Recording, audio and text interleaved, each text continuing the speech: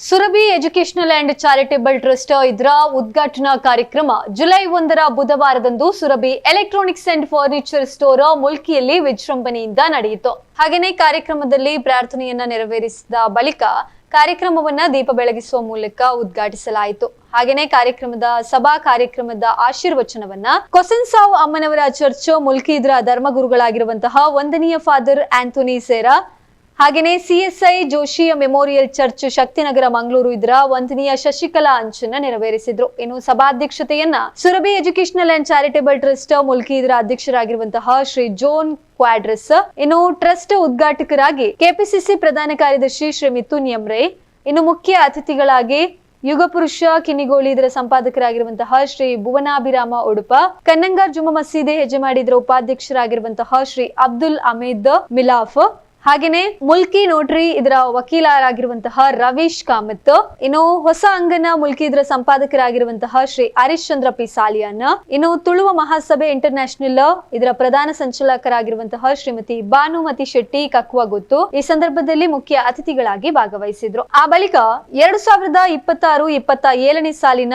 4ನೇ ವರ್ಷದ ಮುಲ್ಕಿ ಹಾಗೂ ಕಾಪು ತಾಲೂಕಿನ ಆಸುಪಾಸಿನ ಕನ್ನಡ ಮಾಧ್ಯಮ ಶಾಲೆಯಲ್ಲಿ ಕಲಿತಾ ಇರುವ ಆರ್ಥಿಕವಾಗಿ ಹಿಂದುಳಿದಂತಹ 19 ಶಾಲೆಗಳು ಮತ್ತು ಕಾಪು ತಾಲೂಕಿನ 6 ಶಾಲೆಗಳು ಒಟ್ಟು 25 ಶಾಲೆಗಳ 230 ವಿದ್ಯಾರ್ಥಿಗಳಿಗೆ ಸುಮಾರು 2.5 ಲಕ್ಷ ಧನ ಸಹಾಯವನ್ನ ಮಾಡಲಾಯಿತು. ಶಾಲಾ ಶುಲ್ಕ, ಸಮವಸ್ತ್ರ ಹೊಲಿಸಲು ಆರ್ಥಿಕ ನೆರವು ವಿತರಣೆ ಕೂಡ ಈ ಸಂದರ್ಭದಲ್ಲಿ ನಡೆಯಿತು. ಇನ್ನು ಇದೇ ಸಂದರ್ಭದಲ್ಲಿ ಶಿಕ್ಷಣಕ್ಕೆ ಹೆಚ್ಚು ಒತ್ತು ನೀಡುವ ನಿಟ್ಟಿನಲ್ಲಿ ಕೆಪಿಸಿಸಿ ಪ್ರಧಾನ ಕಾರ್ಯದರ್ಶಿಯಾಗಿರುವಂತಹ ಶ್ರೀ ಮಿಥುನ್ ಯಮ್ರೆ ಅವರು ಸುರಭಿ ಎಜುಕೇಶನ್ ಚಾರಿಟೇಬಲ್ ಟ್ರಸ್ಟ್ ಇದನ್ನ ಅನಾವರಣಗೊಳಿಸಿದ್ರು. ಇನ್ನು ಈ ಸಂದರ್ಭದಲ್ಲಿ ಮಾಲಕರಾದಂತಹ ಜಾನ್ ಕ್ವಾಡ್ರಸ್ ಅವರು ಮಾತನಾಡಿ, ಸುಮಾರು 32 ವರ್ಷಗಳ ಹಿಂದೆ ಒಂದು ಚಿಕ್ಕ ಸುರಭಿ ಎಲೆಕ್ಟ್ರಾನಿಕ್ಸ್ ಮಳಿಗೆ ಪ್ರಾರಂಭವಾಗಿ ಇಂದು 33ನೇ ವರ್ಷಕ್ಕೆ ಪಾದಾರ್ಪಣೆ ಮಾಡ್ತಾ ಇರುವ ಈ ಶುಭ ಸಂದರ್ಭದಲ್ಲಿ ನಮ್ಮ ಸಂಸ್ಥೆ ಈ ಮಟ್ಟಕ್ಕೆ ಬೆಳೆಯುವಲ್ಲಿ ಸಹಕರಿಸಿದ ನಮ್ಮೆಲ್ಲ ಗ್ರಾಹಕರನ್ನ ಮತ್ತು ಹಿತೈಷಿಗಳಿಗೆ ಮೊದಲನೇದಾಗಿ ಗೌರವವನ್ನ ಸಲ್ಲಿಸಿದ್ರು. ಹಾಗೇನೆ ಬದುಕಿನ ಪುಸ್ತಕ ಎಷ್ಟೇ ಹಳೆಯದಾದ್ರೂ ನೆನಪಿನ ಪುಟಗಳು ಮಾತ್ರ ಹಾಗೇನೆ ಇರ್ತದೆ.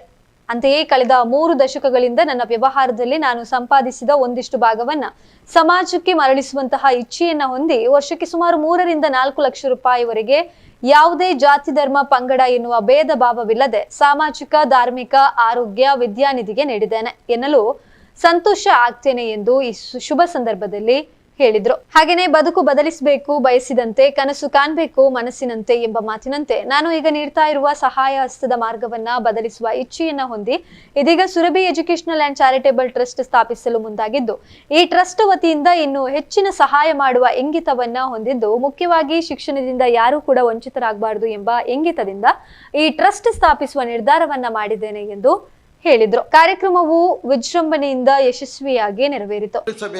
ಬಯಸಿದಂತೆ ಕನಸು ಕಾಣಬೇಕು ಮನಸ್ಸಿನಂತೆ ಎಂಬ ಮಾತಿನಂತೆ ನಾನು ಈಗ ನೀಡುತ್ತಿರುವ ಸಹಾಯಹಸ್ತದ ಮಾರ್ಗವನ್ನು ಬದಲಿಸುವ ಇಚ್ಛೆಯನ್ನು ಹೊಂದಿ ಇದೀಗ ಸುರಭಿ ಎಜುಕೇಷನಲ್ ಚಾರಿಟೇಬಲ್ ಟ್ರಸ್ಟ್ ಸ್ಥಾಪಿಸಲು ಮುಂದಾಗಿದ್ದು, ಈ ಟ್ರಸ್ಟ್ ವತಿಯಿಂದ ಇನ್ನೂ ಹೆಚ್ಚಿನ ಸಹಾಯ ಮಾಡುವ ಇಂಗಿತವನ್ನು ಹೊಂದಿದ್ದು, ಮುಖ್ಯವಾಗಿ ಶಿಕ್ಷಣದಿಂದ ಯಾರೂ ಕೂಡ ವಂಚಿತರಾಗಬಾರದು ಎಂಬ ಇಂಗಿತದಿಂದ ಈ ಟ್ರಸ್ಟ್ ಸ್ಥಾಪಿಸುವ ನಿರ್ಧಾರವನ್ನು ಮಾಡಿದ್ದು, ವೇದಿಕೆಯಲ್ಲಿರುವ ಗಣ್ಯರಿಂದ ಕೆಲವೇ ಕ್ಷಣದಲ್ಲಿ ಉದ್ಘಾಟನೆಗೊಳ್ಳಲಿದೆ.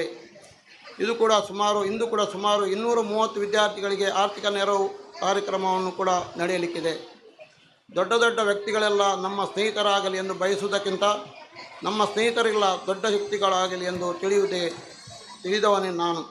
ಆತ್ಮೀಯರೇ, ಈ ದಿನ ಹೊಸದಾಗಿ ಪ್ರಾರಂಭವಾಗಲಿರುವ ಸುರಭಿ ಎಜುಕೇಷನ್ ಚಾರಿಟೇಬಲ್ ಟ್ರಸ್ಟ್ಗೂ ಇದೇ ರೀತಿ ಸಲಹೆ, ಸಹಕಾರ, ಪ್ರೀತಿ, ವಿಶ್ವಾಸವಿರಲಿ ಎಂದು ಆಶಿಸುತ್ತಾ, ಮುಖ್ಯವಾಗಿ ನಮ್ಮೆಲ್ಲ ಕಾರ್ಯಕ್ರಮವನ್ನು ಪ್ರಚಾರಪಡಿಸಲು ಸಹಕರಿಸುತ್ತಿರುವ ಎಲ್ಲ ನನ್ನ ಪ್ರೀತಿಯ ಪತ್ರಕರ್ತ ಮಿತ್ರರಿಗೆ ಮತ್ತು ಪ್ರತ್ಯಕ್ಷ ಹಾಗೂ ಪರೋಕ್ಷವಾಗಿ ಸಹಕರಿಸಿದ ಎಲ್ಲರಿಗೂ ಕೈ ಮುಗಿದು ವಂದಿಸುತ್ತೇನೆ. ಧನ್ಯವಾದಗಳು.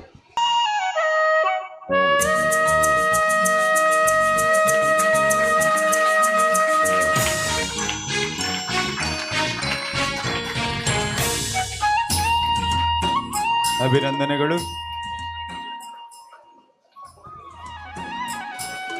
Surabhi education and charitable trust ಕೊಟ್ಟಂತಹ ಜೀವನದಲ್ಲಿ ನಾವು ಏನು ಮಾಡ್ತೇವೆ ಅದು ಮುಖ್ಯ. ಹಿರಿಯರಾದವರು ನಾವೆಲ್ಲ ಈ ಸಣ್ಣ ಮಕ್ಕಳನ್ನು ಒಳ್ಳೆಯ ದಾರಿಯಲ್ಲಿ, ಅಂದರೆ ಇವತ್ತಿನ ಈ ಸಣ್ಣ ಮಕ್ಕಳು ಮುಂದಿನ ಜನಾಂಗ ಅಂತ ಹೇಳ್ತಾ ಇದ್ದೇವೆ, ಸರಿದಾರಿಯಲ್ಲಿ ಅವರು ಹೋಗುವಂತೆ ನಾವೊಂದು ಉತ್ತೇಜನ ಕೊಟ್ಟು ಅವರು ಕಲಿಯುವಂತೆ ಮಾಡಿದರೆ ಖಂಡಿತವಾಗಿ ಮುಂದಿನ ಪ್ರಜೆಗಳು ಉತ್ತಮ ಪ್ರಜೆಗಳಾಗಿ ನಮ್ಮ ಭಾರತ ಕೂಡ ಉತ್ತಮವಾಗಬಹುದು. ವಿದ್ಯಾರ್ಥಿಗಳೇ, ನಿಮಗೆ ಒಂದು ಕಿವಿ ಮಾತು. ನೀವು ಇವತ್ತು ಇಲ್ಲಿಗೆ ಬಂದಿದ್ದೀರಿ ಯಾಕಂದರೆ ನಿಮಗೆ ಒಂದು ವಿದ್ಯಾಭ್ಯಾಸಕ್ಕಾಗಿ ನಮ್ಮ ಜಾನ್ ಕೊಡ್ರಸ್ರವರು ಏನೋ ಸ್ವಲ್ಪ ಸಹಾಯಧನವನ್ನು ಕೊಡ್ತಾರೆ. ಕಲಿತು ನೀವು ಮುಂದೆ ಹೋಗ್ತೀರಿ, ಒಂದು ಎಲ್ಲಿಯಾದರೂ ಒಂದು ಉದ್ಯೋಗ ಸಿಗ್ತದೆ. ಆ ಉದ್ಯೋಗ ಸಿಗುವಾಗ ನೀವು ಕೂಡ ನೆನಪಿಟ್ಟುಕೊಳ್ಬೇಕು, ನೀವು ಈಗ ಇದ್ದ ಹಾಗೆ ನೀವು ದೊಡ್ಡವರಾದ ಮೇಲೆ ನಿಮ್ಮ ಹಾಗೆ ಇರುವ ಮಕ್ಕಳಿದ್ದಾರೆ, ಸಣ್ಣ ಮಕ್ಕಳು. ನೀವು ದೊಡ್ಡವರಾಗ್ತೀರಿ, ನಿಮ್ಮ ಹಾಗೆ ಬೆಳೆಯುವಂಥ ಸಣ್ಣ ಮಕ್ಕಳಿದ್ದಾರೆ.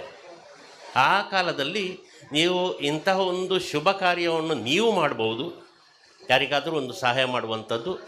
ನಿಮಗೆ ಆಗದಿದ್ದರೆ ಇನ್ನೊಬ್ಬರಿಗೆ ಸ್ವಲ್ಪ ಸಹಾಯ ಕೊಟ್ಟು ಅವರ ಮುಖಾಂತರ ಆದರೂ ಮಾಡ್ಬೋದು, ಏನಾದರೂ ಸಹಾಯವಾಗಲಿ. ಆಗ ನಿಮ್ಮ ಬದುಕು ಸಂತೋಷಮಯವಾಗ್ತದೆ, ಮಕ್ಕಳ ಬದುಕು ಸಹಾಯವಾಗ್ತದೆ, ಮತ್ತು ಹಿರಿಯರ ಶಿಕ್ಷಕರ ಮತ್ತು ಹಿರಿಯರ ಎಲ್ಲರ ಜೀವನ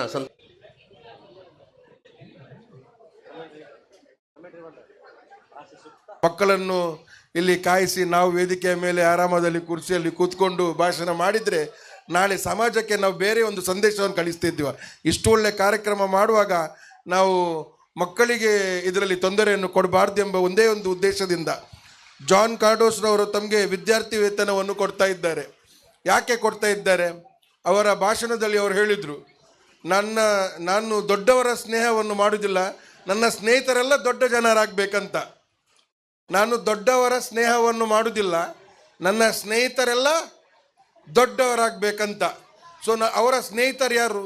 ನೀವೆಲ್ಲ 230 ಮಕ್ಕಳು ಅವರ ಸ್ನೇಹಿತರು.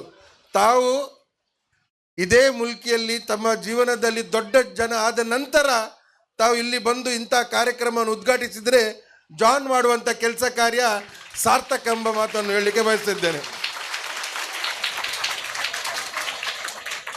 ಅಂಚಾದುಪ್ಪುನಾಗ ನೆಕ್ಸ್ಟ್ ನಿಖಲ್ನ ಇಂಟೆನ್ಷನ್ ಹೆಂಚಿನೊಪ್ಪಡು, ಉದ್ದೇಶ ಹೆಂಚಿನೊಪ್ಪಡು. ನಿಮ್ಮ ಉದ್ದೇಶ ಏನಿರಬೇಕು?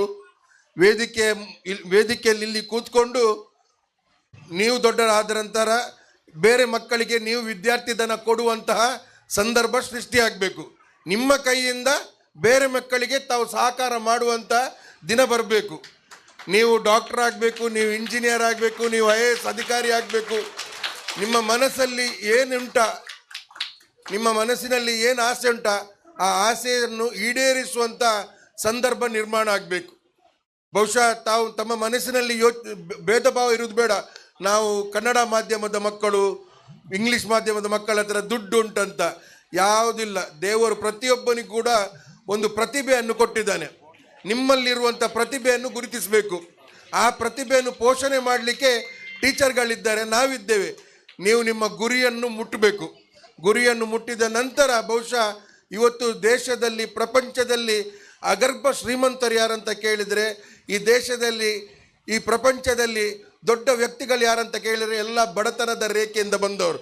ಸೊ ಹಾಗಾಗಿ ನಿಮ್ಮಲ್ಲಿ ಆ ಹೋರಾಟದ ಕಿಚ್ಚಿರಬೇಕು. ನಿಮ್ಮಲ್ಲಿ ದೊಡ್ಡ ಜನ ಆಗಬೇಕೆಂಬ ಒಂದು ಆತ್ಮ ಸಂಕಲ್ಪ ಇರಬೇಕು. ನನ್ನ ಆ ಚಿಕ್ಕ ತಂಗಿದ್ದಾಳೆ ಅಲ್ಲಿ, ಆ 3 ಎಂಜ ಪುದರ್ ನಿನ್ನ ಉಂಟು ಪುದರ್ ಎಂಜ